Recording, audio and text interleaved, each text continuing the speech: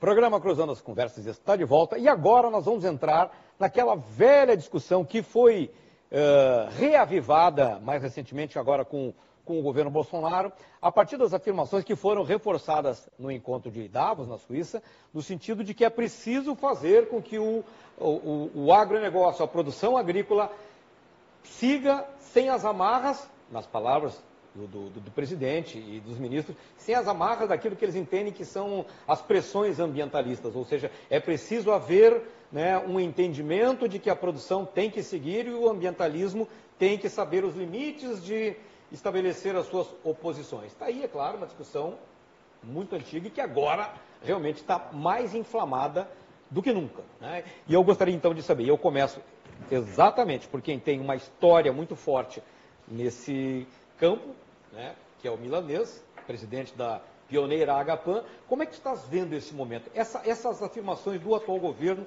chegam como aos ouvidos do meio ambientalista? Nós desejamos, obviamente, que o governo tenha o maior sucesso, né? Nós desejamos para todos, porque é do Brasil que nos interessa. Mas vemos com muita preocupação, primeiro, uma ideia tão subserviente, que foi a de fundir meio ambiente com a agricultura, que tiveram os próprios agricultores dizer, não faz isso, porque nós não vamos conseguir exportar mais soja. Isso vai virar uma vergonha, uma república de banana. Entendeu? Então, existe uma tendência à liberação, às vezes, e aí eu não culpo os agricultores, às vezes os súditos são mais realistas que o rei e oferecem coisas que o rei nem pediu, né? Então, eu diria assim, o agronegócio hoje está num momento importante, nós entendemos que o Brasil sempre será importantíssimo em agronegócio, nós acreditamos, eu fui vários anos produtor, só que nós acreditamos num destino muito mais nobre. Hoje nós vemos um agronegócio gigante de pessoas endividadas e quebrando constantemente. Nós conhecemos a solução, o Brasil tem a maior possibilidade, a maior vocação mundial para a agroecologia. Okay? Nós temos tecnologia hoje, o agricultor não está chegando nele essa tecnologia, porque existe uma nuvem de fumaça de umas tecnologias ultrapassadas que estão chegando no agricultor, porque elas têm uma rede de venda que tapa a capacidade das pessoas verem que os agroecologistas no Brasil estão bem economicamente, enquanto que a agricultura convencional está mal. Então, claro, em primeiro lugar, nós temos que melhorar a produtividade e, sobretudo, no caso dos produtores rurais, a lucratividade.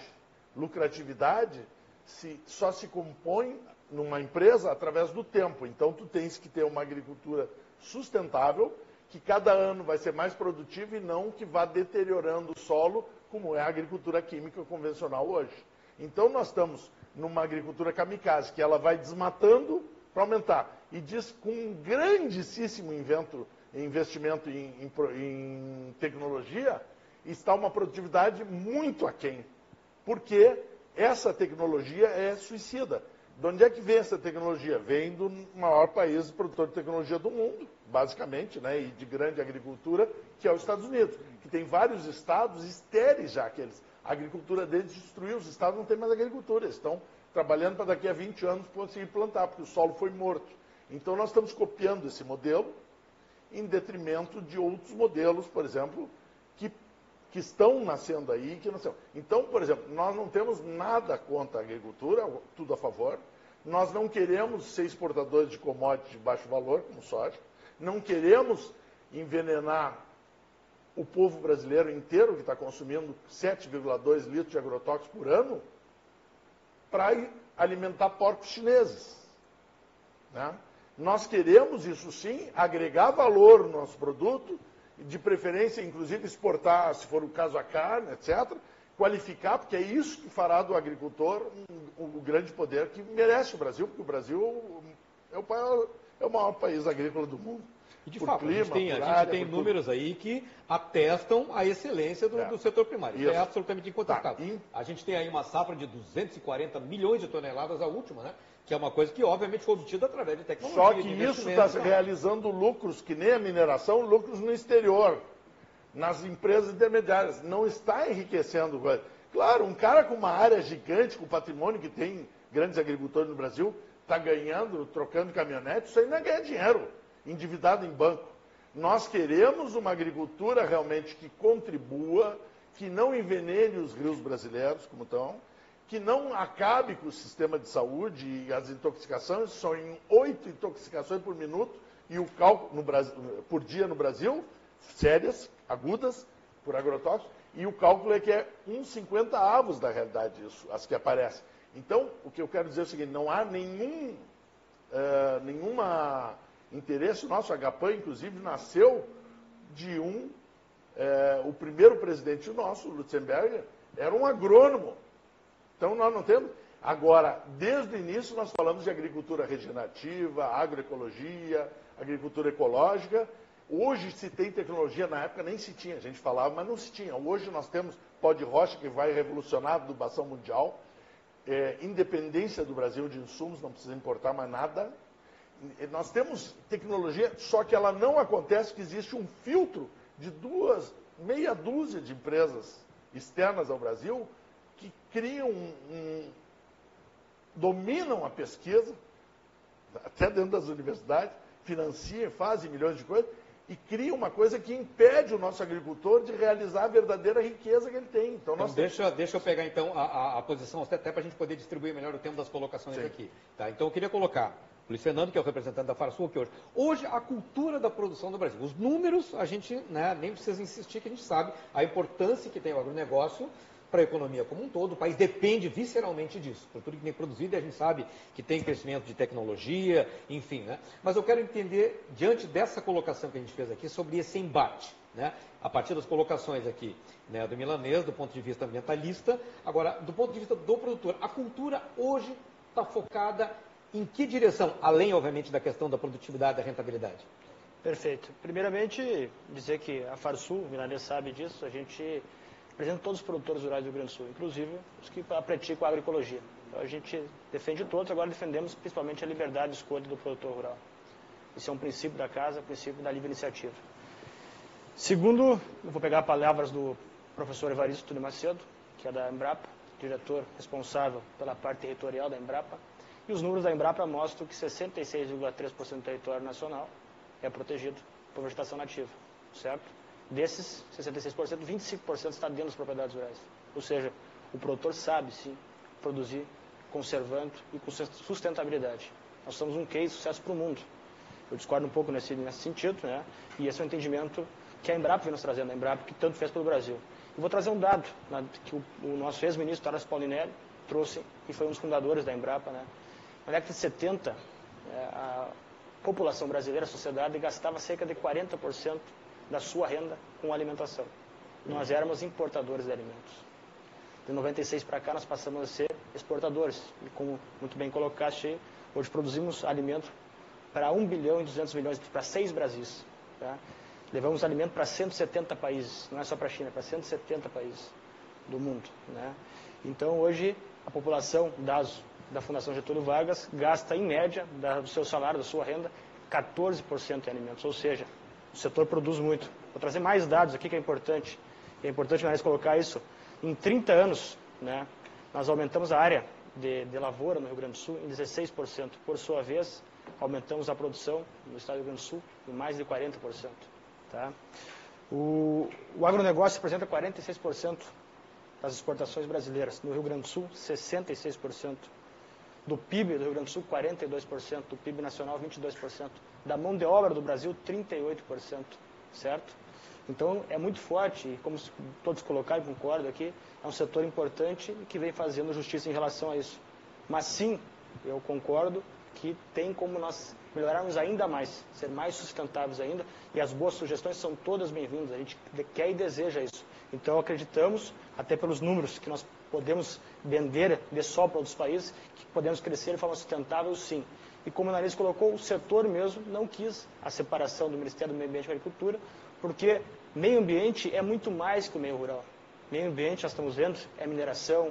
E outra, no nosso entendimento, com respeito às posições contrárias, hoje a pauta tinha que ser principalmente na questão urbana. Os rios, nós estamos comentando o dilúvio hoje na chegada aqui, que está todo ele prejudicado, poluído. porque não tem saneamento básico, as questões básicas que o Brasil tinha que investir. Ou seja, nós temos pauta, sim, para trabalhar e melhorar mais. Inclusive, quero parabenizar o Ministério Público, a doutora Annelise, que ela preside um importante conselho lá, que busca justamente trazer consenso na questão de conflitos, que nós precisamos sim melhorar, por exemplo, na aplicação de herbicidas, de fungicidas, né? E nós queremos trabalhar em conjunto com ela, já estamos fazendo com o Deriva Zero, por exemplo, um programa de informação e de treinamento para os profissionais que trabalham lá no dia a dia, para que não haja deriva, e além disso queremos trabalhar junto com o Ministério Público na questão de uma regulamentação da aplicação terrestre, ou seja, nós queremos sim, Milanês, melhorar, sim, e as boas sugestões são sempre bem-vindas. Doutora Annelise, a questão, só para pensar que ele deu gancho para a doutora Annelise, a sua visão, do ponto de vista da Justiça e do Ministério Público, sobre essa questão que é sempre tão candente, que é do uso dos produtos químicos na lavoura? Bom, nesse aspecto, antes de mais nada, eu realmente parabenizo a Farsul no que tange à iniciativa da regulamentação da aplicação dos agrotóxicos, a aplicação terrestre dos herbicidas. Porque nós carecemos de legislação no estado do Rio Grande do Sul. A única legislação que nós temos refere-se à aviação agrícola. E acredito que o conflito que nós enfrentamos recentemente em relação ao herbicida hormonal 2,4-D já trouxe esse efeito positivo, que consistiu em alertar a Farsul, e a Farsul recebeu esse alerta de uma forma muito positiva, e não só a Farsul, entidades ambientalistas, houve uma convergência sobre e o próprio estado do Rio Grande do Sul, houve uma convergência em relação à nossa responsabilidade no que tange a essa regulamentação, que é muito importante. Por outro lado, acho que temos que avançar muito em relação aos herbicidas hormonais. O foco da minha atuação no Núcleo de Resolução de Conflitos Ambientais, mais recente, que gerou mais polêmica e mais publicidade, digamos assim, foi uma investigação, um inquérito civil originário da comarca de Bagé, que apurou danos sérios decorrentes da deriva desse herbicida hormonal do 2,4-D nos municípios de Ulha Negra e Candiota. Por deriva a gente entende a maneira como ele vai se espalhando pelos cursos d'água, é isso? Deriva consiste na aplicação do herbicida que foge ao controle do agricultor, ainda que o agricultor maneje, adote toda a metodologia técnica conforme a orientação. Mesmo assim, esse herbicida, principalmente na primavera, em razão das nossas condições climáticas, dos ventos, e no estado do Rio Grande do Sul, da proximidade de culturas muito sensíveis a esse herbicida, como, por exemplo, a viticultura, a produção de oliveiras, acaba gerando um dano muito sério e prejudicando a diversidade da agricultura no estado do Rio Grande do Sul. Por isso, inclusive, nós chamamos a Farsul e a Farsul foi receptiva, nós realizamos reuniões, mas não chegamos num consenso, porque os produtores de soja, por diversas questões, dentre elas a econômica, não concordam em utilizar outro herbicida no lugar deste. Além disso, e por outro lado, os viticultores entendem que a única alternativa seria que os produtores de soja e de outras culturas, não quero também gerar aqui uma, entre aspas, criminalização, discriminação dos produtores de soja, cuja produção é extremamente importante para o PIB do estado do Rio Grande do Sul, que são trabalhadores rurais, que estão ali desenvolvendo a sua atividade. No entanto, nós temos que entender que o direito de um termina quando começa o direito do outro. E se a viticultura está sendo prejudicada, há necessidade de um consenso, de uma flexibilização por parte dos produtores que utilizam o 2,4-D também. Porque no nosso estado, ao contrário do que ocorre no exterior, em especial nos Estados Unidos, o nosso estado é uma colcha de retalhos, não houve um planejamento e com o avanço da lavoura de soja, os viticultores estão muito próximos das lavouras de soja, por essa falta de planejamento, e aí ocorrem esses conflitos. como resolvê-los, ainda não tivemos êxito.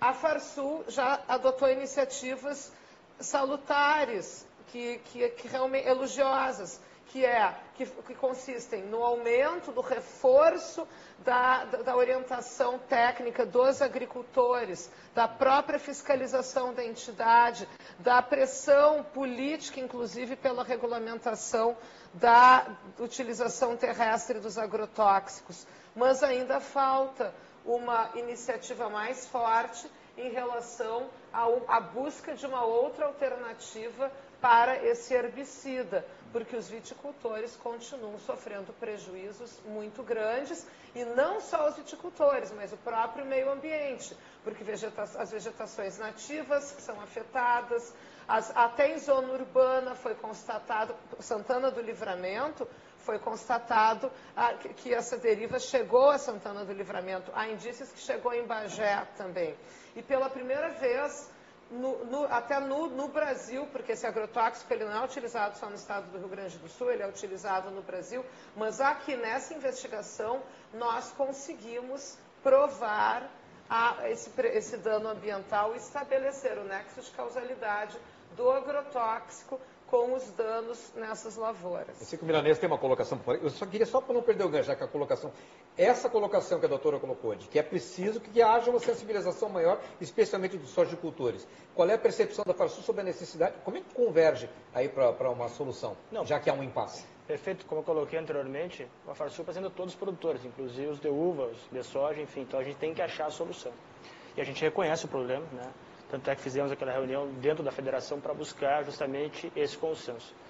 Agora, o que a Farsul coloca com muita propriedade? Não cabe a Farsul trabalhar suspensão ou troca de produto, porque existem órgãos competentes para isso. Tem a Anvisa, tem o Ministério da Agricultura e do Meio Ambiente. E o próprio Ministério Público. Uma ação civil pública. Perfeitamente. Então, a gente tem esse entendimento. O que cabe à Farsul que nós vamos buscar justamente? A Farsul é contra a suspensão, fica muito claro isso, porque não cabe a ela, né? E ela representa todos os produtores. Nós temos que buscar alternativas. Qual é a alternativa que nós buscamos? Justamente intensificar um treinamento que se chama o Programa Deriva Zero, que é para treinar o pessoal da melhor forma para isso.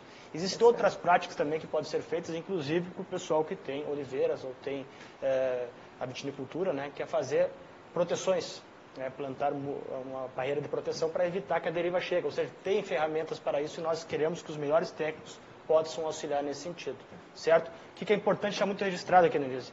O produtor, o sojicultor, ou o pecuarista que usa nas suas pastagens, por exemplo, o 2,4-D, que é o tema em questão, ele usou um produto que está registrado pelos órgãos competentes. Se existe problema de aplicação, a regulamentação, que nós também somos parceiros, vamos trabalhar nisso. Agora, não pode o produtor ser julgado de um produto que está devidamente licenciado e registrado no Brasil. Posso dar uma parte só? Em 2014, o Ministério Público Federal ajuizou uma ação requerendo a suspensão, a cassação do registro do 2,4-D. E, infelizmente, eu digo infelizmente porque realmente esse herbicida causa sérios problemas. Eu entendo que esse herbicida infringe a Lei 7.802 de 1989, que trata dos agrotóxicos, quando no artigo 3º, parágrafo 6º, ela determina a proibição do registro daqueles herbicidas cujas características causem danos ao meio ambiente. E neste inquérito civil que eu presido, que está sendo inclusive, há uma atuação conjunta também da Promotoria de Justiça de Porto Alegre, que tem atribuição estadual, porque o problema ocorre desde Vacaria, por exemplo, até Santana do Livramento, em todo o estado do Rio Grande do Sul. O entendimento é de que realmente esse herbicida, há todos os indicativos que justificariam a suspensão do registro ou até a cassação. Isso já foi tentado no âmbito do Ministério Público Federal e o Ministério Público Federal não teve êxito. Nada impede que novamente a Justiça seja acionada no estado do Rio Grande do Sul a respeito dessa questão. Milanês, queria fazer uma colocação? Algumas. A Agapan, que foi autora, né, dentro dela surgiu a Lei de Agrotóxicos, a primeira do Brasil, em 82, e que foi repicada em 89 para a federal, com perdas enormes, já proibiu naquela época. O 2,4-D foi proibido durante 30 anos. Voltou agora com uma liberalização e destruição ambiental, que é a moda atual. O agora é quando? Estamos perdendo 48 anos de luta, que é exatamente o que a HAPA está fazendo.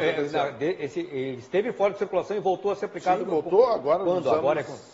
Nos anos 2010. E este agrotóxico, não tão diferente, é terrível a ação dele. Em primeiro lugar, nós entendemos o seguinte, que o direito... Só uma correção, o 2,4-D pode ser no Rio Grande do Sul, ele está licenciado no Brasil desde a década de 70. Sim. Registrado. Sim, e foi retirada a ação aqui. O que eu quero te dizer? Só sobre um detalhe, porque são coisas que eu preciso. As declarações de Evaristo, ele mistura, sabe que a melhor coisa que tem da estatística, os economistas dominam, é mentir com os números. Né? A gente faz o recorte que quer. Ele faz a média brasileira, nós temos a Amazônia, o maior continente verde do mundo, e aí ele põe na média das áreas de preservação do Brasil. O Rio Grande do Sul devastou a metade norte do estado e o soja introduzido pelos militares nos anos 70 para suprir ração europeia, de gado europeu, porque acabou o peixe no Chile, que fazia a proteína do gado europeu. Quando foi introduzido soja no período militar, nós devastamos o norte do estado, a nossa floresta umbrófila mista, ou de araucária, e nós temos menos de 5% dela. Então, essa devastação não tem volta. E o Pampa, agora o soja está invadindo o Pampa, que é uma área de, inclusive, argilas, monte-molilonita e outras coisas, que não são absolutamente adequadas à agricultura, razão pelo qual os gaúchos não são burros, tiveram pecuária na metade do sul durante todo esse tempo. Agora está entrando que aquela ânsia de eu vou produzir 2, 3 anos, vou destruir aquela... Como se destruiu a metade do norte através da compactação, aí no caso argilosa, no sul, diferente, entende? São solos completamente inadequados. O que eu estou dizendo dizer? Eu acho muito legal o direito do produtor produzir o que ele quer. Né? A Farsul não se mete. Perfeito, acho que a Farsul não tem que se meter. Mas eu, cidadão, tenho, porque ele pode produzir o que ele quiser desde que não me mate. O agrotóxico mais inocente, que é o mais usado no mundo e é o que o Rio Grande do Sul é recorde de uso, que se chama glifosato, e tem nomes comerciais como Roundup, este está culpado por 25 doenças degenerativas. 25 tipos de câncer, Alzheimer, autismo e todas as coisas que estão virando epidemias no mundo. Estão virando epidemia, uma coisa raríssima. O autismo hoje é uma epidemia. Então, quando nós estamos falando assim, a liberdade dele, a mesma coisa. Fazer uma proteção, eu posso, um viticultor, fazer uma proteção para o sojicultor? Não. Tu pode plantar o que tu quiser, desde que tu não contamine o rio com nenhum índice e que não contamine nenhuma plantação ao redor. E tu faça quantos quilômetros de proteção tiver que fazer para fazer isso. E não vamos inverter os caras que plantam desde a descoberta do Brasil, que nós ocupamos, né? Entre nós, porque já tinha 17 mil anos pessoas vivendo em equilíbrio aqui, desde que estão plantando lá, eles têm o direito de não ser contaminados.